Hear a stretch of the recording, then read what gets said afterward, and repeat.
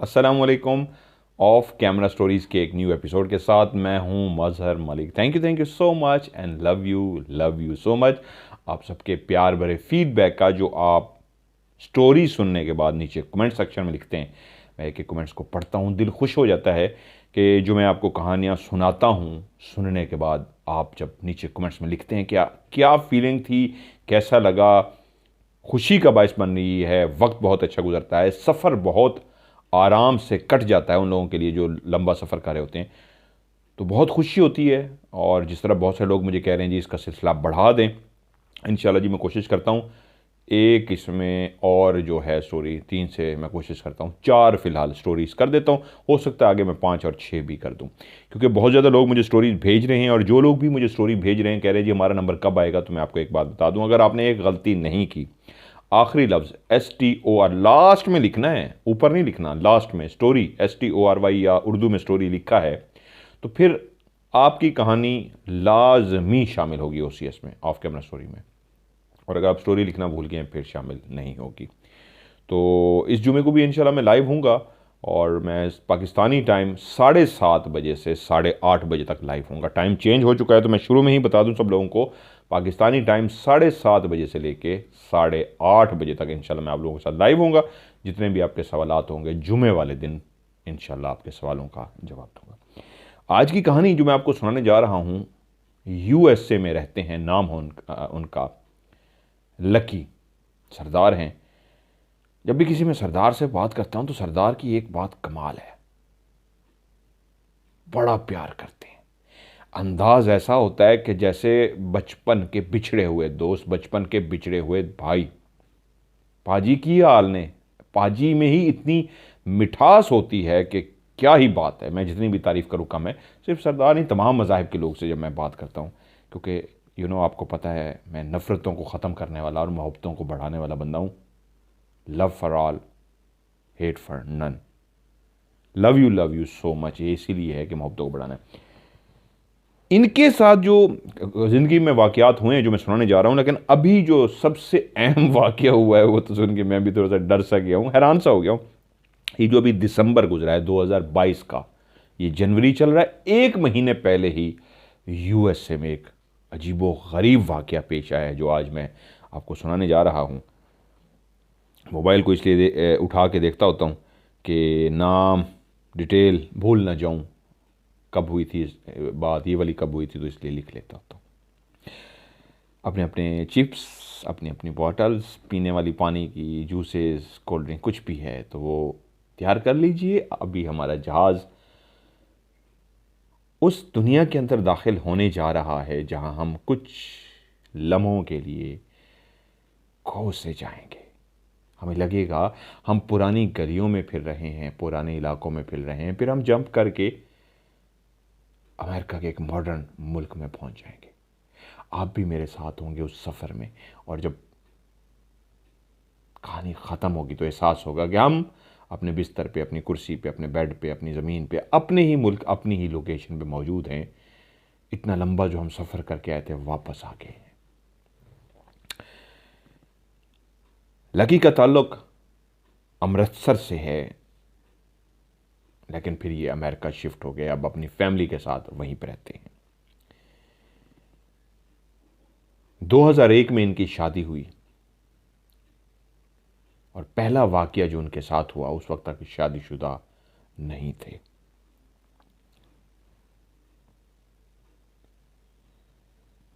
उन्नीस सौ 98 में, ये मैं लोकेशन फिर भूल गया हूं, अमृतसर के अंदर ही है हॉल गेट, जहां पे एक पीरां दी मस्जिद के नाम से एक मस्जिद भी मौजूद है। जहां दुनिया के बाकी मुल्क भी वक्त के साथ बदल रहे हैं, वहां अमृतसर के अंदर भी यकीनन सी बात है बहुत सारी तब्दीलियां आ गई होंगी। वो गलियां, वो बाजार, बहुत सारे मकीन, उन मकानों में रहने वाले, उन दुकानों में बैठने वाले तब्दील हो चुके होंगे, बहुत सारे चेहरे बदल गए होंगे। कुछ चेहरे आज भी वैसे होंगे। आज 8-10 साल, 15 साल बाद आप वहाँ पे वापस जाएंगे, 22 साल बाद वापस जाएंगे तो आपको नज़र आएगा गली तो वही है, खुशबू भी वही है, अब बदलाव सा है इंसानों का भी, मकानों का भी, खिड़कियां दरवाजे पहले कुछ और थे, अब नए वक्त के जदीद दरवाजे भी आ चुके, खिड़कियां भी आ चुकी। जदीद दौर के बच्चे जिनके हाथों में मोबाइल है, बुजुर्गों ने भी मोबाइल पकड़ लिया है। 98, 95, 90 में वो सिलसिला था कि सब बैठे होते, गप शप कर रहे होते, आते जाते एक दूसरे को सलाम करते, उस गली के अंदर से भी कोई गुजरता, बुजुर्गों को देखते अदब से सलाम करता और बुजुर्ग भी उसको दुआ देते, जीते रहो, अपनी अपनी लफ्ज़ों की दुआएं देते। और चाचा क्या हाल है? चाचा भी कहता पुत्र तू ठीक है ना? हाँ चाचा जी मैं ठीक हाँ। ये अदब व एहतराम का सिलसिला होता। और हम एज चाहे बूढ़ा होता तो अपने बूढ़े से मिलता तो कभी एहसास ना एक दूसरे को दिलाते कि हम बूढ़े एक दूसरे से मिल रहे हैं। ऐसे बूढ़े भी एक दूसरे से मिलते कि जवान एक दूसरे से मिलते हैं। और दूसरा कहता हूँ तू बुढ़ा हो गया है, तो आगे से हंस के कहता और रहन दे, खाली ते जवान ही में होना होया। लाहौर का एक सच्चा वाक़या है, मेरे दोस्त ने मुझे सुनाया। अस्पताल के अंदर एक बुज़ुर्ग अपनी बीवी को लेके आए थे, उनके बच्चे नहीं थे। मियाँ बीवी बहुत एजेड थे, 80-85 ईयर उसकी एज थी मर्द की, और औरत की भी तकरीबन इतनी होगी। तो उसका जब चेकअप हो रहा था तो मेरा दोस्त कहता है, मैंने पूछा अंकल जी ये आपकी बीवी हैं? कहते हैं हाँ जी। कहते हैं आपकी औलाद नहीं है? कहते हैं नहीं पुत्र औलाद नहीं है, इसलिए मैं ही लेके आया हूँ। तो क्या हुआ इनको? तो उन्होंने बड़ा ज़बरदस्त जुमला बोला जो मैं आज कहने जा रहा हूँ, जो मेरे आज भी कानों में गूंजता है। वो कहता है पुत्र, पंजाबी बोलते थे, ए दे उम्र दियां ते छत्तां टपदियां फिरदियां ने, ये पता नहीं अपने आप को की समझ बैठी है। बड़ा खौफनाक जुमला है। यानी इसकी उम्र की जो औरतें हैं वो तो अभी तक बच्चे होते हैं जो बचपन में शरारतें करती हैं, या जब जवानी आ रही होती है कंधा टपते हैं, दीवारें को कूदना, छत के ऊपर से छलांगे मारना, ये बचपन और जवानी में होता है। तो उसका कहना ये था, और वो सीरियस था। उससे वो कहता फिर मैंने बातचीत की कि वाकई इसने मजाक में कहा है, तंज किया है या सीरियस कहा है? उन्होंने कहा पुत्र हाली तो साड़ी उम्र ही कुछ भी नहीं, एदी उम्र दियां ते कंधा टपदियां फिरदियां ने, छत्तां टपदियां फिरदियां ने, ऐ पता नहीं की अपने आप को समझ बैठी है। और अगर इंसान ये सोचे अभी मेरी उम्र ही क्या है, अभी तो खेलने कूदने की उम्र है, छलांगे मारने की उम्र है, तो आप कभी बूढ़े नहीं होंगे। और कहते हैं मैंने उस शख्स को देखा, वो जितना फिट था, कोई उसको बीमारी नहीं थी, वो मुझसे भी ज़्यादा तन के खड़ा था, 80-85 साल का बाबा, और वो बिल्कुल फिट था। तो असल में जो बूढ़ा करता है ये दिमाग है। जब आप सोच लेते हैं बस यार अब तो बूढ़े हो गए, बस तब आप बूढ़े हो जाते हैं। अरे बूढ़े कभी नहीं होना, अभी तो हम जवान हैं, ये सोच के रखना है। तो उस वक्त की गलियों में वापस चलते हैं जब जवान भी मिलते हो, कहते तू बुढ़ा हो गया, कहता छाड़ तू होएगा, मेरे तो हाली जवानी होनी शुरू हुई है। लस्सियां पीते, मक्खन खाते, साग खाते, बर्गर शवारमे, फास्ट फूड का नाम ही नहीं था, देसी घी खाते, देसी खुराकें खाते, बुढ़ापे में भी सेहतमंद होते, कोई किसी को बीमारी नहीं। आज बूढ़े मिलते हैं तो पहले बात करते हैं जी बस ये मैं ये मेडिसिन ये वाली लेता हूँ, शुगर की, ये ब्लड प्रेशर की, फलां फलां फलां दवाइयाँ गिनवाते हैं। वो कहते हो केड़ी बीमारी, वो सानू की होया, असी ते हाली जवान हाँ। वो होते थे। आते जाते मोहब्बतों भरा बाजार होता था, अब तो वो भी बदल गया। तो खैर कहानी की तरफ आते हैं। बाजार में हम घूम रहे थे, वो जो मस्जिद, पीरा वाली मस्जिद एक थी, वहाँ पे एक छोटी सी कब्र भी थी, वहीं पे उन्होंने उस दिन एहतमाम किया मीठी देग का। लकी भी वहीं पे मौजूद थे। गुड़ वगैरह लाया गया, चावलों की देग बनाई गई, गुड़ वाले चावल, जो मीठे चावल बनाए जाते हैं, आज भी बहुत सारी जगहों पे पकते हैं। तो वो मीठे चावलों की जब देग बनाई गई तो पूरी देग जब बन गई, लकड़ियों का चूल्हा हमेशा बनाया जाता था, आज गैस वाले आ गए हैं। मट्टी खोद के, ज़मीन खोद के लकड़ियां अंदर डाल दी जाती थी, ऊपर देग रख दी जाती। वो भी देग जब पक के तैयार हो गई, उसको दम पे रख दिया गया। लकी ने कहा मैं आता हूं। 3 लड़के थे जो पका रहे थे, वो लगे हुए थे इधर उधर, ये डालना वो डालना, गुड़ फलां फलां फलां। लकी जब वापस आया तो आंटी ने बुलाया। आंटी ने कहा पुत्र लकी देग तो कड़वी हो गई है। कहता मैं हैरान हो गया। मैं कहा आंटी जी की हो गया, आज खुद ही गुड़ डाला है, इतना ज़्यादा कड़वी कैसे हो सकती है? कहना पुत्र पता नहीं की हो या कड़वी होगी ये।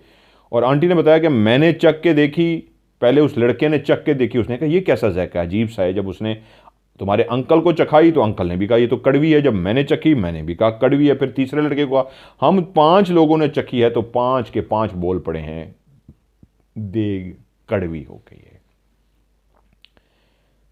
लकी कहता है मैं एकदम परेशान हुआ, अंकल आंटी वहीं पे खड़े थे, वो एक लड़का उनमें से खड़ा था, बाकी 2 अंदर थे। जिस जगह पे कब्र बनी हुई थी उसी जगह पे गया। अब वो सरदार हैं, ये इसलिए मजहर मलिक की MMTV की फैमिली बनी है। उनकी अकायद सुनिएगा आगे। सब मजहब से बहुत प्यार करते हैं, मोहब्बतें बांटते हैं, love for all hate for none. वो कहते हैं मैं अंदर गया तो मैंने उन दोनों लड़कों को बुलाया कि मैंने कहा इधर यार सच सच बोलना, झूठ ना बोलना, की होया। आगे बड़ी खौफनाक है जो मैं आपको सुनाने जा रहा हूं, लेकिन जिंदगी की ये वाकयात अजीब व गरीब शुरू कहां से हो रहे हैं। लड़के को बुला के कहते हैं सच सच बोलना, की कीता जे। लकी ने चखा नहीं है। लड़का कहता पाजी मैं कुछ नहीं कीता। दूसरा कह रहा है, उसकी आंखों में आंखें लकी ने डाल दी और कहा सच सच बता तूने क्या किया है। मस्जिद के उस कमरे में खड़े जहां पे कोई नमाजी नहीं है, मस्जिद खाली है, ये उस एरिए में खड़े हैं जहां पे एक अल्लाह का बंदा गुजर चुका है, इस दुनिया के सफर को खत्म कर चुका है, मनो मट्टी नीचे जा चुका है, कब्र बन चुकी है, उसी के कब्र के पास ये खड़े हैं। शायद वो भी कहीं सुन रहा हो, मुर्दे वैसे सुनते नहीं हैं। उसकी आंखों में आंखें डाला लकी ने और पूछा सच सच बता क्या किया। उसने कहा लकी भाई मैंने शराब पी ली थी, जब ये देग बन रही थी ना तो मैंने शराब पी ली थी, बस ये पाजी मेरे को यही गलती हुई जे, मैं शराब पीती जे। लकी कहता है मुझे एकदम से गुस्सा भी आया कि इसने क्या हरकत की। मस्जिद के अंदर हम खड़े हैं, लकी मुसलमान नहीं है, वो तीनों सरदार है, सिख है, वो मुसलमान है जो कह रहा है मैंने पी है। लकी कहता है पता नहीं मुझे क्या हुआ, मैं माथा पहले भी मस्जिद में टेकता था, यानी कि वो पहले भी कहता है मैं जाके बाकायदा जिस तरह नमाज पढ़ते हैं उस तरह तो हर मज़हब की अपनी है, लेकिन उसी तरह सजदे में जाके वो अपने गर्दन को झुका देता, अपना माथा ज़मीन पे टिका देता जिस तरह नमाज के सजदे में करते। कहते हैं मैं सीधा गया उसी जगह, मैंने पहले वज़ू किया, मैंने तरीके सारे सीखे हुए थे, मैं उठता बैठता था, मस्जिद में जाता था, बड़ी रिस्पेक्ट करता था, मुझे अल्लाह से लगाव था। मैंने वज़ू किया और जाके मस्जिद की उसी जगह पे जहाँ पे सब माथा टेकते थे, मैंने सजदे वाले अंदाज में हाथ रखे, माथा ज़मीन पे टेका और कहा अल्लाह मियाँ माफ़ कर दे, अल्लाह मियाँ गलती हो गई है, अल्लाह मियाँ ये देग तेरे बंदों में बांटनी थी, अल्लाह मियाँ ये देग तेरे बंदों को ही खिलानी थी, अल्लाह मियाँ ये देग इस मोहब्बत इस चाहत से अंकल और आंटी ने बनाई है कि अल्लाह के नाम पे इस देग को बांटना है। उस बच्चे से गलती हो गई है, वो गुनहगार है, अपनी गलती को कबूल कर रहा है, मेरे पूछने पर उसने फौरन कह दिया है मुझसे गलती हो गई है, तो मेरे मालिक अल्लाह मियाँ, कहने लफ्ज़ मेरे मुंह से निकल रहा है अल्लाह मियाँ माफ़ कर दे। पता है कहता है मुझे क्या हुआ कि मेरे अंदर से आंसू तक निकल पड़े, मैं ऐसे हल्का सा गुबार सा आ गया, रो सा पड़ा, दिल भर सा गया। क्यों कि अल्लाह के बंदों ने खाना था, ये हमने बांटनी थी, अल्लाह के बंदों को बांटनी थी, किसी मज़हब के बंदों को नहीं। अल्लाह के बंदों में सिख है, ईसाई है, मुसलमान है, हिंदू है, कोई भी है, अल्लाह के सब बंदे उनको बांटनी थी और देख कड़वी है। कहते दिल अजीब सा हुआ, सजदे में मैंने अल्लाह से जब मांगा तो एकदम से दिल हल्का सा हो गया, ऐसे लगा जैसे बोझ हल्का सा हो गया। मैं उठा और चलता हुआ वापस आया और मैंने कहा अंकल जी खोलो देग। उन्होंने देग खोली, मैंने उसमें से थोड़े से चावल लिए एक प्लेट के अंदर, मैंने जैसे ही चम्मच लेके मुंह में डाला तो मैं एकदम हैरान हुआ। मैं कहा आंटी जी ये तो मीठे हैं। कहते नहीं पुत्र अभी हमने चखे हैं। मैंने फ़ौरन उनके आगे प्लेट पेश की, उन्होंने चखा तो कहते हैं ये तो मीठे हैं। सब ने चखना शुरू किया तो वो देग मीठी थी। लकी कहते हैं मुझे नहीं पता पहले कड़वी थी या नहीं थी, मैंने जिस वक्त चखी उस वक्त देग मीठी थी, बट आंटी और अंकल बोल पड़े हैं पुत्र के हम दोनों ने सिर्फ चेक नहीं की, उन तीनों ने भी चेक की थी, देग कड़वी थी। तो उसने कहा पाजी जिसके नाम की है उसने उसको मीठा कर दिया, बांटो इसको। तो कहते हैं ये 1998 का सच्चा वाकया जो मेरे साथ पहले हुआ, देग बांट दी हमने।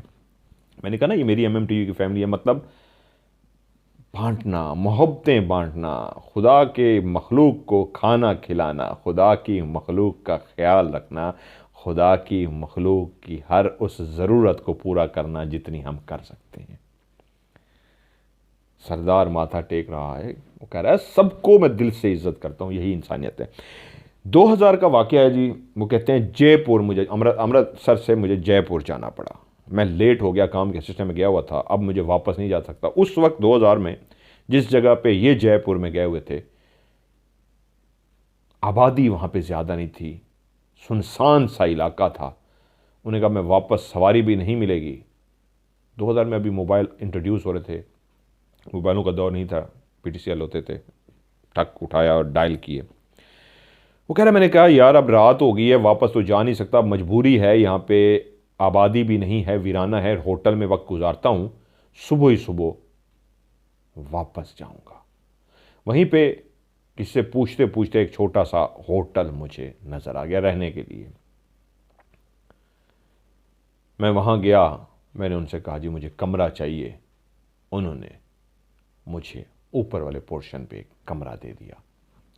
मैं कमरे में दाखिल हुआ, जाकर अपना सामान वहाँ पे शिफ्ट किया और सुकून से बैठ गया। जो मैंने काम बकाया रह गया था, सुबह करना था, मैंने निकाला, अपना काम करना शुरू कर दिया। करते करते तकरीबन 12:30 बज गए। जब काम से फारिग हुआ तो एहसास हुआ कि मैं आज भागों भाग में, पहले इस इंतज़ार में था कि कहीं से गाड़ी मिल जाए, वापसी की तो रवाना हो जाऊं, गाड़ी पकड़ते पकड़ते लेट हो गया। और फिर एहसास हुआ कि यहाँ पे तो मार्केटें भी जल्दी बंद हो रही हैं, छोटी सी आबादी है, कोई ज़्यादा मार्केट्स भी नहीं है, गुंजान आबाद है, तो जल्दी से कोई होटल का ही बंदोबस्त कर लूँ। तो भागों भाग में होटल 9:30 बजे तक भी पहुँच गया, कमरा भी ले लिया और काम में लग गया। याद ही नहीं रहा कि मैंने तो खाना भी खाना है। अब टाइम देखा तो 12:30 हो चुके थे। 2000 में तो डिलीवरी वाला चक्कर भी नहीं था कि कहीं से खाना आप मंगवा लें, पार्सल करवा लें, ये तो अब जाके शुरू हुआ है। उस वक्त तो कोई चक्कर ही नहीं था। और जिस जगह पे, जयपुर की जिस इलाके में मैं था, वहाँ पे तो वैसे ही होटल मिल गया था, काफ़ी गनीमत थी, लेकिन एक एहसास था चलो होटल है, यहाँ से खाना तो मिल जाएगा। 12:30 का टाइम था। मैंने रिसीवर उठाया, नीचे रिसेप्शन पे कॉल की कि उनको ऑर्डर दे सकूं कि यार खाना। मैंने नीचे का नंबर मिलाया, कान के साथ रिसीवर रखा और घंटी जाना शुरू हो गई। मैं इस इंतज़ार में था कि कोई फ़ोन उठाए तो मैं उससे बात करूं। घंटी जाती रही, जाती रही, जाती रही, कोई भी फ़ोन नहीं उठा रहा था। काफ़ी देर हो गई थी घंटी बजते हुए, इसलिए कोई नहीं उठा रहा था। मेरे दिमाग में आया शायद 12:30 बजे इस छोटे से इलाके में कौन आएगा। उनको भी, रिसेप्शन वालों को पता होता है कि अब 10-11 के बाद किसी गेस्ट ने नहीं आना स्टे करने के लिए, तो वो भी शायद इधर उधर हो गए हों या सो गए हों। अब ये फ़ोन तो नहीं उठा रहे, बेहतर है मैं नीचे रिसेप्शन पे जाऊं और जाके उनको बोलता हूं। मैं ऐसे कान से रिसीवर हटाने ही लगा था कि आवाज़ आई, हेलो, जैसे कोई नींद से बोल रहा हो। मैंने कहा मुझे बहुत भूख लगी है, मुझे पता है टाइम लेट हो गया है, लेकिन खाने में क्या मिल सकता है। तो जिसने फ़ोन उठाया था वो मुझे बजाय बताता खाने में क्या मिलेगा, ये मिलेगा, उसने कहा अवेलेबल नहीं है और फ़ोन बंद कर दिया। मैं कहता फ़ौरन समझ गया कि इस वक्त 12:30 है, छोटा सा ये होटल है, किचन वाले कब के सो चुके होंगे। जब रिसेप्शन में ही कोई नहीं बैठा हुआ तो किचन वाले कहाँ से जाग रहे होंगे। यहाँ पे किसने खाना मंगवाया भी होगा होटल में, तो मैक्सिमम 8:30 बजे तक, 9 बजे तक, बहुत लेट भी किसने किया हो तो शायद 9:30 10 बजे तक, 12:30 बजे तो किसने भी नहीं मंगवाना होगा, क्योंकि बड़ा होटल नहीं, छोटा होटल था। खैर मैं अब कमरे में बैठ गया। मैं परेशान था कि अब क्या करूं, भूख भी बहुत लगी हुई है, बाहर से भी कुछ नहीं मिलना, और आज सारा दिन इतना मसरूफ़ रहा कि कुछ भी नहीं खा सका। पेट में बाकायदा चूहे दौड़ रहे थे। अच्छा चलो सो ही जाता हूं, अब जब किचन ही बंद है तो चाय तक भी नहीं मिलेगी। सोने के लिए लेट गया, लेकिन भूख से इतनी बुरी हालत कि कुछ भी समझ नहीं आ रहा नींद कहां से आएगी। तकरीबन ये कोई 2:15 बजे का टाइम था कि दरवाजे पे दस्तक हुई। इस वक्त कौन आ गया। मैं उठा, दरवाज़ा खोला तो सामने एक लेडीज़ खड़ी थी। सफ़ेद शलवार कमीज़ उसने पहन रखा था, सफ़ेद दुपट्टा लिया हुआ था और एक ट्रे हाथ में पकड़ी हुई थी। लगता था वो उसी होटल की वेट्रेस है, उसी होटल में ही काम करती है। जिस तरह का सफ़ेद लिबास उसने पहन रखा था और दुपट्टा था, वो उसी जयपुर में रहने वाले लोग उस तरह का ड्रेस पहनते हैं। इसका मतलब था कि इस होटल में कोई प्रॉपर कोई 5 स्टार 4 स्टार तो नहीं था कि ड्रेस पहन के आते, इस तरह के होटलों में इसी तरह का ही लिबास होता है। तो उसने मुझे कहा खाना इस वक्त यही है। मैंने देखा तो चावलों के साथ गोश्त था, वो चावल उसी गोश्त में ही पके हुए थे। तो मैंने उसे कहा मैं वेजिटेरियन हूं, मैं गोश्त नहीं खाता, और जिस चीज़ का आप गोश्त लेके आए हो ये तो वैसे ही हम नहीं खाते, सूअर है, ये मुझे नहीं खाना। उसने कहा और तो कुछ भी नहीं है। तो मैंने उसे कहा क्योंकि ये जो चावल भी हैं ये सूअर में पके हैं और मैं वेजिटेरियन हूँ, मैं तो वैसे भी नहीं खाता, और इसमें पके हैं, ये तो मैं खा ही नहीं सकता चाहे कुछ भी हो जाए, मैं माजरत को हूँ, और कुछ मिल सकता है। उसने कोई जवाब नहीं दिया, ट्रे उसी तरह वापस उठाई और चली गई। मैंने कहा यार कैसे लोग हैं, कैसा इनका अमला है, सीधी तरीके ये बात भी नहीं कर रहे। उसने भी कहा अवेलेबल नहीं है और वो लेके आइए, यही है, खाना है तो ले लो नहीं तो नहीं। इस अंदाज था, मुंह से नहीं कहा, अंदाज ऐसा था। तकरीबन आधा घंटा गुजरा होगा कि आधे घंटे के बाद दोबारा दरवाजे पर दस्तक हुई। तो मेरे अंदर एक हौसला, हिम्मत, एक खुशी की लहर आ गई, शायद अब कोई वो बेहतर मुझे खाना दे दें। मैंने दरवाज़ा खोला तो वही औरत सेम एक हाथ में ट्रे पकड़े खड़ी थी। उसके अंदर अब मेरा, उसको शायद मैंने जिस तरह कहा था मैं वेजिटेरियन हूं, एक सब्जी बना के वो ले आई थी। उसने कहा ये लो आपका खाना। मैंने फौरी तौर पे, जितनी मेरी भूख से बुरी हालत थी, मैंने फौरी तौर पे ट्रे उसके हाथ से लिया। मैंने कहा बहुत बहुत शुक्रिया जी। मैंने ट्रे लिया, उसमें दाल चावल बने थे, मैं वो कह गया सब्जी, दाल चावल थे। वो कह रहा जी, मैंने उससे फ़ौरन लिया और जाके रखा, और रखते ही दाल चावल मैंने खाने शुरू कर दिया। और मज़े की बात ये थी, वो एक छोटा सा होटल था, उसका किचन भी छोटा सा होगा, लेकिन इतने मज़ेदार दाल चावल थे, इतने मज़ेदार दाल चावल थे कि भाई होटल का मुझे था कि सुबह उठते ही पहला काम ये करूँगा, इनको कहूँगा कि भाई किसके हाथ ने पकाएं, उसके हाथ नहीं, कमाल कारीगर है वो। मैंने मज़े से, भूख लगी हुई थी और मज़े से बैठ के दाल चावल खाए और बर्तन वहीं पर रख दिए, क्योंकि उस वक्त वो लेने के लिए शायद नहीं आए, और मैं सो गया। सुबह मैं उठा, अपना बैग शैग पैक किया, नीचे रिसेप्शन पे गया और उनको कहा कि जी मैं चेकआउट कर रहा हूँ, और पेमेंट शेमेंट करने लगा। तो उनको मैंने कहा बाकी एक आपकी दाल चावल के पैसे भी हैं। तो उसने कहा कौन लेके आया था? मैंने कहा जी मैंने आपके होटल से मंगवाए थे। तो वो खातून किचन से बना के ले आई थी, लेकिन बहुत ही आपके मज़ेदार दाल चावल थे, आज तक मैंने ऐसे दाल चावल नहीं खाए। तो वो जो मेरा बिल बना रहा था, नीचे लिख रहा था, मेरी तरफ यूँ देखा, किस वक्त ऑर्डर किया था? तो मैंने कहा 12:30 बजे। उसने कहा आपको कौन दे के गया है? उसने कहा आपकी कोई औरत थी जो वेटरेस है यहाँ पे, वो दे के गई है। क्या दे के गई है? उसने कहा दाल चावल। उसने कहा आप याद से कहिए, फिर से सोचिए कि आप क्या कह रहे हैं, क्योंकि हमारा यहाँ पे कोई किचन नहीं है, ना ही इस होटल में कोई औरत काम करती है। आप 12:30 बजे खाना आप कह रहे हैं, मैंने कहा तो औरत लेके आई। पहले आप बता रहे हैं मैंने फ़ोन किया तो कहा अवेलेबल नहीं है, रात की शिफ्ट वाला बंदा था, उसने शायद कहा होगा अवेलेबल नहीं है। तो अवेलेबल नहीं है का मतलब ये है कि यहाँ पे किचन ही अवेलेबल नहीं है, तो ऊपर से वो औरत कहाँ से आ गई? तो मुझे कह रहा है भाई क्यों इस तरह की बातें कर रहे हो? तो कह रहा है, मैंने उन्हें कहा भाई आप मेरे साथ इस तरह की क्यों बात कर रहे हैं, वहाँ पे एक औरत दे के गई है, ऊपर बर्तन भी पड़े हुए हैं, अभी जब मैं आ रहा था अभी मैं बर्तन रख के आया हूँ, साइड पे करके आया हूँ। आपके बर्तन हैं, उसमें शायद थोड़ी सी दाल चावल बचे हुए भी होंगे, थोड़ा सा लगा हुआ होगा, मतलब बच्चे तो नहीं थे कि इसमें खाया गया है। तो कहता है वो बाकायदा रिसेप्शन पे जो था वो मेरे साथ खड़ा हो गया कि चलो मुझे दिखाओ। और मैं जब उसको ऊपर लेके गया तो ऊपर कोई भी बर्तन नहीं था। तो मुझे कहता है कहाँ है बर्तन? तो मैंने उसे इस तरह देख के कहा मैं तुम्हें पैसे देने आया हूँ इस दाल चावल के, मुझे क्या ज़रूरत पड़ी है जो चीज़ खाई ही नहीं है मैंने, मैं तुम्हें उसके पैसे दूँ? अब मुझे नहीं पता तुम्हारे इस होटल में क्या सिलसिला है कि एक औरत जिसके, उसने फिर कहा वो कैसी थी औरत? तो कहता है मैंने उसे बताया सफ़ेद शलवार कमीज़ पहनी हुई थी, सफ़ेद दुपट्टा था, और उसका, उसने कहा चेहरा कैसे था? उसने कहा मैंने उसके चेहरे पे गौर नहीं किया, एक सांवले रंग की औरत थी, बहुत चमकता हुआ क्लियर सफ़ेद रंग नहीं था, सांवला सा रंग था, और हाथ भी सांवले से थे जिससे उसने ट्रे पकड़ी हुई थी जैसे यहाँ जयपुर की आम औरतें होती हैं। उसने कहा उसकी उम्र कितनी होगी? उसने कहा बूढ़ी नहीं थी, वो एक जवान सी औरत थी, बहुत ज़्यादा लड़की भी नहीं थी, तकरीबन कोई 35 साल 40 साल की जिस तरह होती है इस उम्र की वो थी। उसने कहा हमारे यहाँ पे कोई भी इस उम्र की क्या औरत यहाँ पे कोई काम ही नहीं करती, तमाम स्टाफ जो है हमने मर्द रखे हुए हैं और ऊपर से हमारा किचन भी नहीं है, और तुम ये बता रहे हो वो आई है, वो दाल चावल दे के गई है। तो मैंने उसे कहा हाँ भाई ऐसा हुआ है।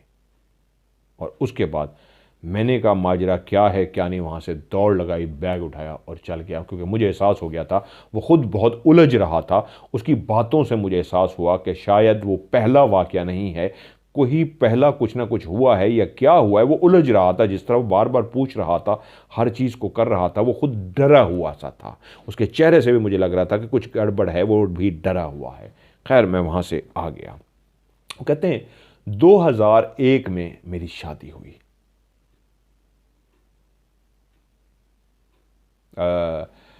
एक ऐसा जीवन साथी जिंदगी में आया जिस पे मैं बहुत खुश था,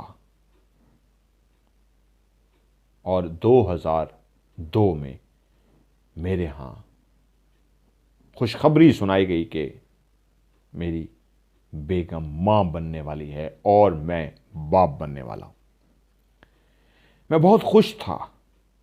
मैं और मेरी बीवी बैठ के ढेर सारी बातें करते, और जब हमें पता लगा कि आने वाला जो इस दुनिया में आ रहा है वो बेटा है, तो हमने उसका नाम कबीर सिंह सोच लिया कि जो इस दुनिया में आएगा हम उसका नाम कबीर सोचें, कबीर रखेंगे। हम ढेर सारी उसकी प्लानिंग करते, हम उसकी ढेर सारी बातें करते, और आखिर वो टाइम आ गया जब मेरी वाइफ अस्पताल पहुंच गई।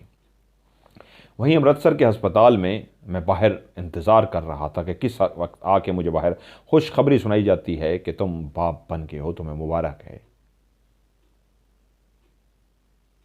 वहीं पे मुझे जब बुलाया गया तो मैं परेशानी की हालत में अंदर गया, क्योंकि मुझे बताया गया था वहाँ के डॉक्टर ने बीवी को ट्रीटमेंट देते हुए गलत कोई इंजेक्शन लगा दिए थे, जिसकी वजह से बच्चा जो मां के पेट में था उसकी दिल की धड़कन बंद हो रही थी।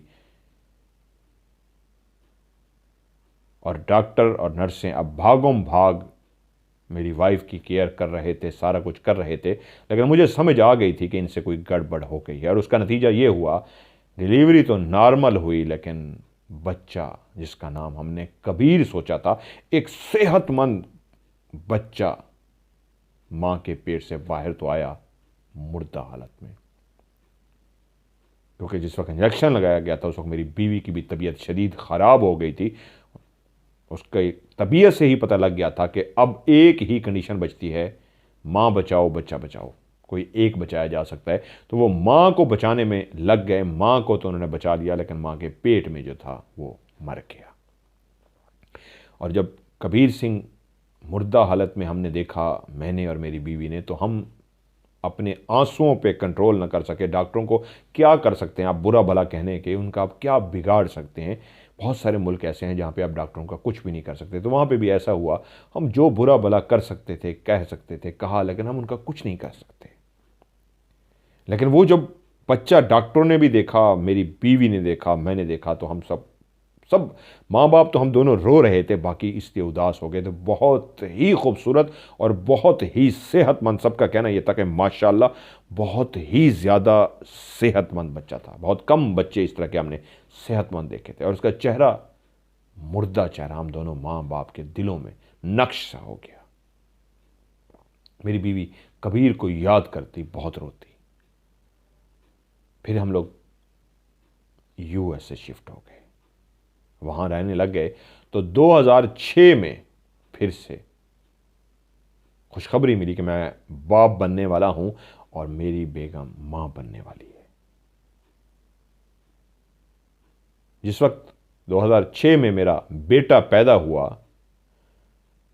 उसके लिए कपड़े, हर उस बच्चे के लिए जब वो इस दुनिया में आ जाता है तो एहतमाम किया जाता है दुनिया की लवाजमात का, जिसमें सबसे पहले उसके लिए कपड़े, बने बनाए कपड़े लिए जाते हैं, खूबसूरत से कपड़े उसको पहनाए दिए जाते हैं। और जब उसको खूबसूरत से कपड़े पहनाए गए तो उसी रात मेरी बीवी ने ख्वाब देखा और वो डर गई और रात को उसने चीख मारी। मैं भी डर गया, बच्चा बीच में सो रहा था। मैंने कहा क्या हुआ? तो उसने कहा, आज ख्वाब में कबीर आया था। तो मैं एकदम चौंक गया कि क्या कह रही हो? कहती, हाँ कबीर आया था, और कबीर अपनी तोतली ज़बान में मुझसे कह रहा था उसके कपड़े लिए हैं, मेरे नहीं लिए। मैं बाप था, वो माँ थी, हम दोनों एक अजीब से हो गए। तो मैंने कहा मैं और कपड़े कल ले आऊँगा। और कहते मैं गया, क्योंकि मैं भी अपने कबीर से बहुत प्यार करता था। माँ बीवी के आगे रोता नहीं था, दिल का हाल बतलाता नहीं था, लेकिन अंदर मैं भी टूटा हुआ था। कबीर बहुत प्यारा था। एक और भी आ चुका था। मैं और गया, कपड़े लेके आ गया। मैंने कहा ये लो, ये कबीर के कपड़े हैं, इसी को पहना दो। अब वो बड़ा हुआ, हम उससे खेलते, तो अक्सर मेरी बीवी के ख्वाबों में कबीर आने लगा। हम लोग खिलौना एक दफ़ा लेके आए। अब वो इतना बड़ा हो गया कि उसके साथ रख देते तो हाथ चलाता, ऐसे पाँव चलाता, तो खिलौने साथ रखे होते। तो उसी रात ख्वाब में कबीर आया और गुस्से से अपनी माँ से कहा, उसके लिए खिलौना लेके आए हो, मेरे लिए नहीं लेके आए। तो मुझे याद आया, जब जो बीवी ने सुबह ख्वाब सुनाया कि उसने ये ख्वाब में देखा है, तो मुझे याद आया कि मैंने कपड़े भी लिए थे, पहनाए बेशक इसी बच्चे को, लेकिन खिलौना भी ले आता हूँ। तो अगले दिन मैं जब काम पे गया, तो वापसी पे खिलौना उसी तरह का लेके आया जिस तरह का अपने बेटे के लिए लेके आया था। कबीर के लिए भी वैसा ही, उस कबीर के लिए जो पैदा होते ही मर चुका था। तकरीबन ये तीसरा चौथा दिन था कि वो खिलौना रखा हुआ था, और मेरी बीवी की आंख जब खुली तो उसने मुझे भी जगा दिया। उसकी आंखों में थोड़ी सी अजीब सी वहशत सी थी, खौफ सा भी था, लेकिन आंखें अजीब सी एक सिमत में देखी जा रही थीं। और मैंने उस तरफ देखा घूर के, तो वो जो खिलौना मेरे बच्चे के लिए लाया था मैं, वो खुद ब खुद, आप उसको चाबी देते हैं, सेल डालते हैं, ऑन ऑफ करते हैं, जो भी करते हैं, ये मैं भी नहीं पूछ सका उनसे, तो वो चलता है खुद ब खुद। तो कबीर के लिए जो खिलौना लेके आया था, वो खुद ब खुद रात को चल रहा था।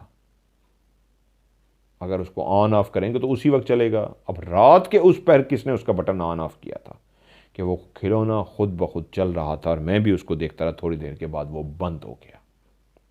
अब मेरी बीवी ने भी मुझे कहा सुबह उठ के, और मैंने भी कहा कि लगता है कबीर यहाँ आता है। वो खेला है खिलौने से, रात खिलौना खुद ब खुद कैसे चल सकता है, ये मेरी बीवी कह रही थी। मैंने कहा हो सकता है खिलौना है, चल पड़ा है, क्या कह सकते हैं। लेकिन अंदर से मेरा भी थोड़ा सा दिल हिल सा गया था, क्या वाकई कबीर आया है या क्या हुआ है। वक्त गुजरा इसी तरह, कभी कभी खिलौना खुद ब खुद चलता, खिलौने के साथ कोई खेलता, और भी हम खिलौने लेके आए जिस तरह हमें महसूस होता। अक्सर मेरी बीवी जो देखती थी, वो ख्वाब में देखती थी कि कबीर आके खड़ा होता है, कभी सीढ़ियों में खड़ा होता है, कभी वहाँ पे बैठा होता है, कभी नाराज़गी का इजहार कर रहा है कि ये चीज़ लेके आए हो, मेरे लिए क्यों नहीं लेके आए। मैं अक्सर बीवी का ख्वाब सुनता तो कहता, बहुत सोचती है, अपने कबीर को अभी तक भूल नहीं सकी। पहली औलाद माँ को नहीं भूलती, बाप शायद फिर भी भूल जाता है, माँ नहीं भूल सकती। तो अपनी औलाद को याद करके ख्वाब इस तरह की इसलिए देखती है कि जो सोचती है वही ख्वाब में देखती है। मैं इस तरह सोचता, खुदा ने दूसरा बेटा भी दे दिया। वहाँ पे क्रिसमस होती है, तो बच्चों के लिए टॉफ़ियाँ रखी जाती।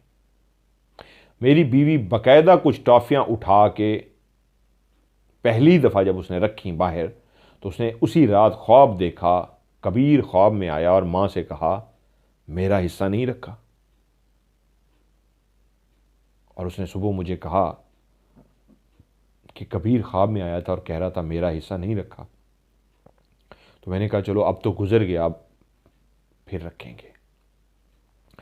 अब हम कबीर की टॉफ़ियाँ भी रख देते, और टॉफ़ियाँ बच्चे ले जाते बाहर से। ये मंज़र कुछ मैंने भी वहाँ पे देखे हैं, कोरोना हो या मुख्तलिफ इवेंट्स जो आते हैं, जिस तरह वो जिन्नू भूतों वाला इवेंट, उसको हॉलोविन होता है, पम्पकिन सजाते हैं, हॉलोविन बनाते हैं, उसमें भी लोग टॉफ़ियाँ बाहर रखते हैं, कुछ अपने हाथों से देखते हैं, रखते हैं। ये इवेंट वहाँ पे बहुत होते हैं और बहुत मज़ा आता है इस तरह के इवेंट का। तो हम उसकी टॉफ़ियाँ रख देते हैं उसकी। अब होता ये गया कि अपने कामों में दोनों मियाँ बीवी मसरूफ़ रहे। मैं अपना कमाने जाता, बीवी घर को देखती, बच्चों को संभालती। 2 बेटे माशाल्लाह हो चुके थे, लेकिन अब भी कबीर बीवी के ख्वाबों में आता और फरमाइश करता कि मुझे ये चीज़ चाहिए। तो मुझे वो कहती कबीर के लिए लेके आओ। मैं हंसता, बीवी भी है, लेकिन उस कबीर की माँ भी है जो चल बसाता। तो मैं खामोश होकर कहता अच्छा मैं ले आऊँगा, और फिर मैं ले भी आता। बाद वक़्त भूल जाता तो मुझे कहती क्यों नहीं लेके आओ, फिर वो रात दोबारा आया था। और ऐसा भी होने लगा कि एक दफ़ा ख्वाब में आया तो उसने फरमाइश की, सुबह बीवी ने कहा कबीर ख्वाब में आया था और मुझे कह रहा था ये चीज़ लेके आओ। तो मैं कहता अच्छा अच्छा ले आऊँगा। मैं जब एक हफ़्ता भूल जाता, ना लाता, तो दोबारा ख्वाब में आ जाता। और बाज़-औक़ात ये होता कि एक रात ख्वाब देखते और कहते वो बहुत गुस्से में था, लड़ रहा था मुझसे, उसके लिए आज ही लेके आना। और मैं जब ना लेके आता तो अगली रात वो फिर से ख्वाब में आता और माँ से कहता मेरे लिए बाबा नहीं लेके आए। वो लड़ता। इसी तरह वक्त गुजर रहा था। ये एक आम सी बात थी दोनों मियाँ बीवी के लिए। ऐसी एक आम सी बात जिसमें वो बच्चे से शायद मोहब्बत इतनी करते थे कि वो ख्वाब में ही नज़र आ रहा था। प्रैक्टिकली तो नहीं कहीं नज़र आया था, प्रैक्टिकली इस हद तक था कि घर के अंदर खिलौनों से जैसे कोई खेल रहा हो, वो कोई खेलता था। पर्दा हिला, जिस तरह मूवमेंट होती है, एक्टिविटीज़ महसूस होती है, ये ज़रूर एक्टिविटीज़ महसूस हो रही थी। कोई आया कोई गया, इस तरह नहीं था। पर्दा हिला, खुद ब खुद हिल नहीं सकता, बंद है तो ये कैसे हिल गया। वो कुर्सी हिली है, छोटे बच्चे की अगर कुर्सी भी थी, जिसमें छोटे बच्चे के लिए चेयर मंगवाई जाती है छोटी सी, तो वो चेयर हिल रही होती, करीब जाते तो रुक जाती। गाड़ी चल रही होती, करीब जाते तो रुक जाती। वो गाड़ियाँ जिनके अंदर आवाज़ निकलती है, म्यूज़िक होता है, वो खुद ब खुद चलना शुरू होती। इस तरह की बहुत सारी चीज़ें होती, ऐसी चीज़ें जो बच्चे इस्तेमाल करते थे। कुछ ऐसा ना होता जो बड़े इस्तेमाल करते। बड़ों की किसी चीज़ को नहीं छेड़ा गया था। जब भी कोई चीज़ छेड़ी जाती थी वो बच्चों वाली छेड़ी जाती थी। लेकिन एक आम सी बात थी, हम हर साल उसके लिए टॉफ़ियाँ रखते, हम उसको याद करते रहे मियाँ बीवी। बीवी को ख्वाब आते और मैं यही समझता था, क्योंकि वो पहला बच्चा था और मेरी बीवी के दिमाग पे बहुत सवार है, इसलिए ऐसा है कुछ नहीं। लेकिन वो उसको बहुत ज़्यादा ख्वाबों में नज़र आता है। लेकिन जो प्रैक्टिकली घर में होता था वो तो मैं भी मानता था कि वो हाँ हो रहा है, वो झूठ नहीं है, वो सच है। लेकिन वहीं पे पिछले साल 1 महीना पहले, क्योंकि 23 हो गया है, 2022 पिछला साल ही कहलाएगा, उसमें प्रैक्टिकली हुआ। हो ये रहा था कि हर क्रिसमस पे हम जब टॉफ़ियाँ रखते थे तो टॉफ़ियाँ गायब हो जाती थी। मेरा मानना यही था कि बच्चे ले जाते होंगे, लेकिन एक दो दफ़ा ऐसा हुआ कि लेट नाइट भी टॉफ़ियाँ रखी गई तो टॉफ़ियाँ गायब हो गई। मेरी बीवी ने कहा ये कबीर लेके जाता है, मेरे ख्वाब में आता है और वो कहता है मेरी टॉफ़ियों का हिस्सा नहीं रखा, और जब मैं रख के आती हूँ रात को रख के आती हूँ तो वो ले जाता है। और जब वो अपनी टॉफ़ियाँ उठा लेता है तो ख्वाब में आके कहता है मैंने अपनी टॉफ़ियाँ ले ली हैं, और वो चला जाता है। सुबह हम जाते तो टॉफ़ियाँ गायब होती। अब मेरा भी इंटरेस्ट बना। 2021 में भी कोरोना हुआ, कोरोना 20 में भी कोरोना वहाँ पे चला, 21 में भी कुछ तरह का मिला जुला रुझान रहा। तो वो कहते हैं उसमें भी यही हुआ। बीवी ने कहा वो कह रहा है नाराज़ हो रहा है, मेरी टॉफ़ियाँ नहीं रखी। तो मैंने कहा भाई रख देते हैं। तो उसको टॉफ़ियाँ दी, कभी मैं रखाता कभी बीवी, टॉफ़ियाँ रखते गायब हो जाती। 22 में मैंने CCTV कैमरे लगवा लिए। अब ये जो कैमरे होते हैं ये मोशन डिटेक्ट भी करते हैं, मोशन सेंसर भी इनके अंदर लगा होता है। मोशन सेंसर ये होता है कि ये कैमरे रुके रहते हैं, व्यू दिखा रहे होते हैं। जैसे ही किसी चीज को डिटेक्ट करते हैं तो तस्वीर भी बनाते हैं। रिकॉर्डिंग भी इनकी जारी रहती है। रुके रहते हैं मतलब रिकॉर्डिंग तो इनकी चल रही होती है, लेकिन डिटेक्ट करके बताते हैं कि इस वक्त कोई चीज़ डिटेक्ट हुई है। मिसाल के तौर पे बाहर CCTV लाइट्स आजकल इस तरह की पाकिस्तान में भी हैं कि अमेरिका में तो बहुत ज़्यादा लाइट्स लगी हुई है, बंद हुई है। आप जैसे ही उसके लाइट के आगे से गुजरेंगे तो वो लाइट जल जाएगी, उसके अंदर मोशन सेंसर है। इसी तरह कैमरे भी रिकॉर्डिंग कर रहे होते हैं, लेकिन जैसे ही आप उसके सामने जाएंगे वो तस्वीर भी बना लेते हैं। और बनाते उस वक्त हैं जब उनके सामने कोई चीज़ आती है जिसको वो देखते हैं, तो वो उसी वक्त तस्वीर बनाते हैं। ये सिक्योरिटी पर्पज़ भी था। मैंने घर के अंदर भी बाहर भी सारे कैमरे लगवा लिए। और मेरी बीवी ने कहा, कैमरे अब लग चुके थे, लगे हुए काफ़ी अर्सा हो गया था कैमरे को, मतलब 2022 में ही लगवाए थे। क्रिसमस आ गई दिसंबर में। बीवी ने कहा सोने से पहले कबीर का हिस्सा रखना है, टॉफ़ियों का। कहती है 18-20 तकरीबन 18-20 के करीब उसने मुट्ठियाँ भरी, टॉफ़ियाँ उठाई, और बाहर हमारा एक बना हुआ है फर्श था, उसके साथ वो टोकरी रखी हुई है, वो बर्तन से रखा हुआ है जिसमें बच्चों के लिए रखी जाती है बाकायदा, बहुत खूबसूरत से बर्तन के अंदर। उस टोकरी के अंदर वो उसने 18-20 के करीब टॉफ़ियाँ रख दी। हम सो गए। जब सुबह उठे तो मेरी बीवी ने मुझे बताया कैमरे में देखो, कैमरे में हमने देखा तो टॉफियां कोई खा चुका था, रैपर उसके अंदर पड़े हुए थे। मैं हैरान हुआ, कोई टॉफियां खा के रैपर, उनका खाली कागज उसके बीच में रख गया, ये कैसे हुआ है? कहते मैंने फौरी तौर पे रिकॉर्डिंग निकाली।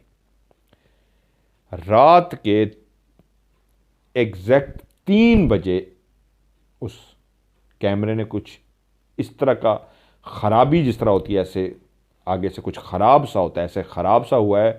3 बजे से लेके 3 बज के 3 मिनट तक की वीडियो ही नहीं है। मैं परेशान हुआ, ये क्या हुआ है? कहते हैं मैंने जिस कंपनी से कैमरे लगवाए थे उन कंपनी वालों को मैंने बुलवाया, मैंने उनको कहा यार ये प्रॉब्लम आया है कैमरे में, चेक करो ये क्या हुआ है। तो उन्होंने कहा रात के 3 बजे कैमरे का साइड पे सेंसर बता रहा है कि किसी चीज़ को उसने डिटेक्ट किया है, और दोबारा इसको जब इसने डिटेक्ट किया है तो वो 3 बज के 3 मिनट है, यानी कि जो चीज़ भी उधर आई है वो 3 मिनट तक, 3 बजे से लेकर 3 बज के 3 मिनट तक वहां पे रही है उस टाइम की, लेकिन वीडियो नहीं है। जब उसने डिटेक्ट किया है तो वीडियो खराब हुई है, और जब वीडियो 3 बज के 3 मिनट पे खराब हुई है तो उसके खराब होने के बाद ठीक हो गई है। इस 3 मिनट के अंदर वीडियो रिकॉर्ड नहीं हुई। एग्जैक्ट 3 बजे जब वीडियो खराब हुई है उससे पहले टॉफियां मौजूद हैं, और वीडियो खराब होती है, और जैसे ही 3 बज के 3 मिनट होते हैं तो 3 मिनट बाद वीडियो फिर खराब होके ठीक से चल पड़ती है।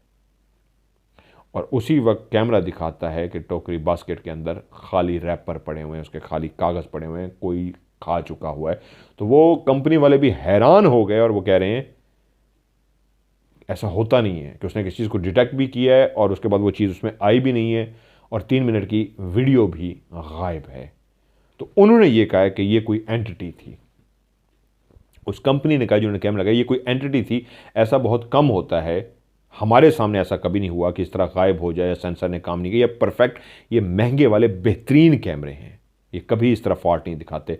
लेकिन इस तरह की कोई एंटिटी आई है, हिडन मखलूक आई है, इस तरह की चीज़ें, वो भी मानते हैं इनको कि उसने ये वीडियो है, हमें समझ नहीं आ रही ये क्या हुआ है। और अक्सर मूवीज़ में आपने देखा होगा जब जिन्नात या कोई चीज़ तरह सामने आती है या कोई इस तरह की छुपी हुई मखलूक सामने आती है तो वीडियो एक दफ़ा हिलती है, ख़राब होती है और रुक जाती है। तो कहते हैं हम हैरान ये हुए, 3 मिनट के अंदर 18 से 20 टॉफ़ियों को खा लिया गया, रैपर वहाँ पे फेंक दिए गए और वीडियो भी नहीं बन सकी। उससे पहले भी इसी ही टोकरी में रखी जाती थी चॉकलेट टॉफ़ियाँ जो खा ली जाती थी, उठा ली जाती थी, लेकिन इस दफ़ा ये हुआ रैपर छोड़ गए। हर दफ़ा ये होता था कि गायब होती थी, लेकिन जब से कैमरे लगे तो कैमरों ने यह किया कि आने वाले ने जो भी आया खा के वहां पे उसके रैपर भी छोड़ दिए, अंदर वाली टॉफियां चॉकलेट खा ली और उसके कागज़ वहीं पे फेंक दिए, ये बतलाने के लिए कि हाँ मैं आया था, तुम्हारा कैमरा मुझे रिकॉर्ड नहीं कर सका। हम सारा दिन अजीब से रहे, बार बार उस वीडियो को देखते रहे कि शायद कोई झलक, कुछ परछाई, कोई अक्स नज़र आ सके।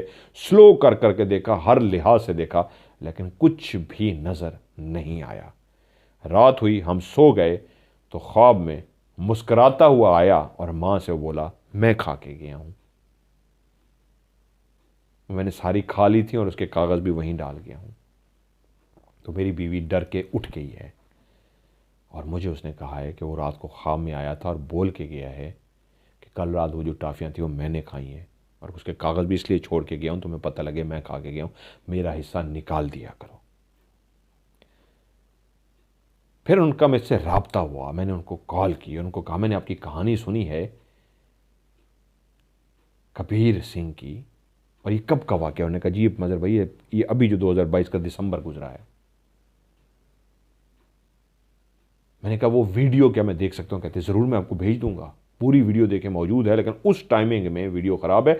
और मोशन ने भी डिटेक्ट किया कि हाँ कोई चीज़ आई है, कैमरे वाले ने, जो कंपनी थी उन्होंने भी यही कहा कि ये नहीं है कि ख़राब हो गई वीडियो जगह पर रुक गया। उसने कहा नहीं कोई चीज़ आई है, कैमरे ने उसको रिकॉर्ड इसलिए किया है, तस्वीर भी बनाने की कोशिश की है, नहीं बना सका, वीडियो ख़राब है। और 3 बज के 3 मिनट के बाद भी उसने ये सिग्नल दे रहा है कैमरा कि इस वक्त वो चीज़ वापस गई है मतलब नज़र तो नहीं आई, एक इसी तरह कह सकते हैं ना 3:03 पे राइट 3 बजे वो चीज़ आई तो कैमरे का मोशन सेंसर कह रहा है मैं तस्वीर बनाने की कोशिश कर रहा हूँ, ख़राबी की वजह से नहीं बन रही। और 3:03 पे वो चीज़ गई है जिस पे कैमरे का फिर मोशन सेंसर कह रहा है इस वक्त भी कोई एक्टिविटी हुई है। तो इसका मतलब है 3:00 पे एक्टिविटी हुई है और 3:03 पे एक्टिविटी हुई है जो मोशन सेंसर ने लिख के दे दिया, लेकिन रिकॉर्ड कुछ नहीं कर सका। उस वक्त की वीडियो भी गायब है। अब उन्होंने मुझसे पूछा मतलब भाई ये क्या है, क्या वो कबीर आता है या कौन खा के जाता है? तो इसका जवाब ये है लकी भाई, हर इंसान का एक हमजाद होता है। जब इंसान पैदा होता है तो उसका हमजाद भी पैदा होता है।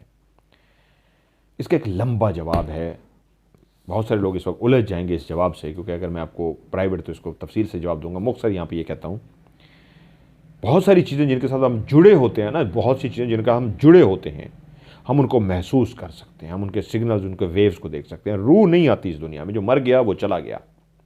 हमजाद ज़रूर फिरता होता है इस दुनिया में। हमजाद को हम देखते हैं जिसको हम समझ लेते हैं कि ये उस बंदे की रूह है, जबकि उस बंदे की रूह नहीं होती, उसका हमजाद होता है। लेकिन जब आप किसी चीज़ को इतना ज़्यादा सोचते हैं तो शऊर, लाशऊर, तहतुल शऊर, शऊर जब सो जाता है तो लाशऊर आपको तहतुल शऊर से निकाल के ज़रूर दिखाता है। और चीज़ों का खेलना हो सकता है वहाँ पे कोई जिन्नात के बच्चे हों जो उन चीज़ों से खेलते हों। और जिस तरह उस कंपनी ने कहा हिडन एंटिटी थी, कोई छुपी हुई मखलूक जिनको जिन्नात कहा जाता है, वो आई जिसकी वजह से सिग्नल ख़राब हुए, हो सकता है वही थे। या हो सकता है वही मखलूक जानती है कि कबीर का इंतज़ार हो रहा है तो वो कबीर बन के आ गए। कुछ भी हो सकता है। हतमी बात तो सिर्फ अल्लाह की ज़ात जानती है, कोई बशर हतमी नहीं बता सकता, राय कायम कर सकता है। हो सकता है कबीर का हमजाद आता हो सकता है जिन्नात आते हो सकता है कुछ और हो, गारंटी से नहीं कहा जा सकता। हाँ ये ज़रूर है, आता ज़रूर है, खेलता है। वो तो मेरे सामने हेज़ल हमारे साथ अमेरिका में खेलती थी तो क्लियर हम आंखों से देखती थी, बेबी बेबी करके खेल रही होती थी, हम पकड़ लेते थे वो ये किसी जिन के बच्चे के साथ खेल रही है। कसम से डर जाती थी मेरी वाइफ। मैं कहता हूँ डर ना, खेलने दे, जिनों के ही बच्चे हैं ना जिनसे खेल रही है। अल्लाह खैर। तो इसलिए है सही। बाकी आप तफसील से पूछेंगे तो इसमें मैं आपको तफसील से बता सकता हूँ, वरना बहुत से लोग मेरे ऊपर सवाल उठा देंगे जी ये क्यों है। हतमी बात अल्लाह ताला की ज़ात जानती है, बाकी राय बहुत सारी कायम की जा सकती है। हाँ मैं वहाँ पे पहुँच जाऊँ, विज़िट करूँ, फिर आपको 100% बता सकता हूँ विज़िट करके फिर क्या है। यहाँ पे तो राय कायम कर सकता हूँ। सो आज की आपकी स्टोरी थी। जुमे को इंशाल्लाह 7:30 बजे से लेकर 8:30 बजे तक लाइव मिलते हैं। आप लोग भी अपनी कहानियां भेजिए इसी नंबर पे जो मेरा व्हाट्सअप का नंबर है +923136655500 जमा 923136655500। इस पर आप मुझे अपनी स्टोरी वॉइस मैसेज भी कर सकते हैं और लिख के भी भेज सकते हैं। दोनों सूरतों में आपने आखिर में स्टोरी लाजमी लिखना है, वरना आपकी कहानी में शामिल नहीं हो सकती। आखिरी लफ्ज़ इंग्लिश में या उर्दू में स्टोरी ज़रूर होना चाहिए। और जैसे ही आप स्टोरी लिख दें तो उसके बाद कोई चीज़ नहीं लिखनी, आखिरी लफ्ज़ स्टोरी हो तो इंशाल्लाह आपकी कहानी को मैं प्रोग्राम का हिस्सा बनाऊंगा। आज की इस ऑफ कैमरा स्टोरी से मज़हर मलिक को दीजिए इजाज़त। अपना ढेर सारा ख्याल रखिएगा। खुदा हाफिज़।